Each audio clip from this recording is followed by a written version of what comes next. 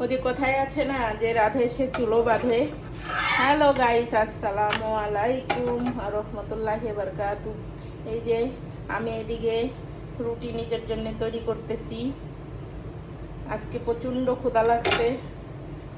ক্ষুধা লাগছে, তো এই জন্যে রান্নার পাশাপাশি আমি একটু রুটি বানিয়ে নিলাম 2টা।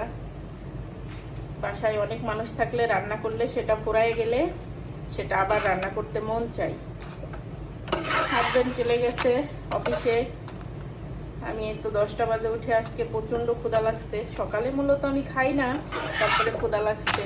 এই যে 12, 14, 15 বছর পর কোনোদিন রুটি বানানোর অভিজ্ঞতা নাই, তারপরে এত সুন্দর রুটি হয়। এই জন্যই বললাম যে যে রাধে সে চুলো বাঁধে।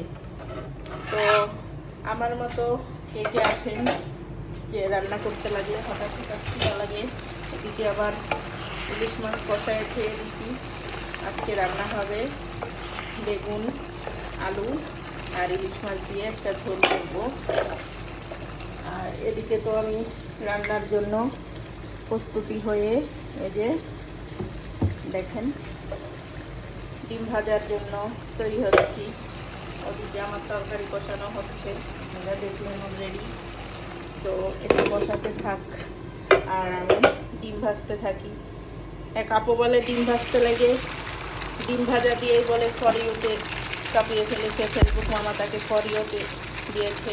তো আমরা তো ডিম ভাজতেছি, জানি না কবে ফরিওতে যাব, একটা ভিডিও কবে ফরিওতে যাবে জানি না। তো আজকে সকালে রান্নার পাশাপাশি, দুপুরে রান্নার পাশাপাশি আজকে আমার ডিম ভাজা আর রুটি। আবার নিজের হাতে রান্না, নিজের হাতে রুটি বানানো। এই তো তরকারিটা বসিয়ে যাচ্ছে,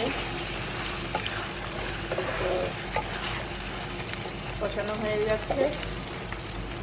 ইলিশ মাছ, এই যে ইলিশ মাছ কষিয়েছে, ইলিশ মাছ আর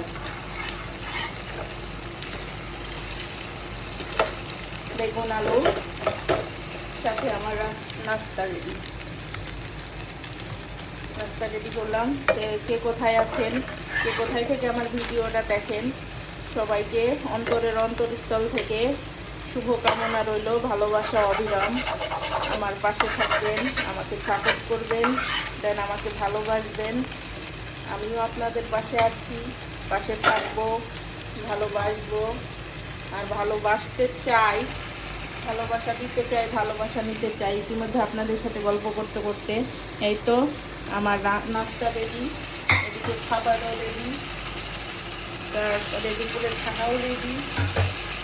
তো আমার মতো কে কে আছো অবশ্যই জানাবা, যে রান্না করতে করতে খিদা লেগে যায়। তো এই তো আমি ঝোল দিয়ে দিয়েছি, তরকারি হবে ইনশাল্লাহ। আসসালামু আলাইকুম, ভালো থাকবেন, আমার জন্য দোয়া করবেন।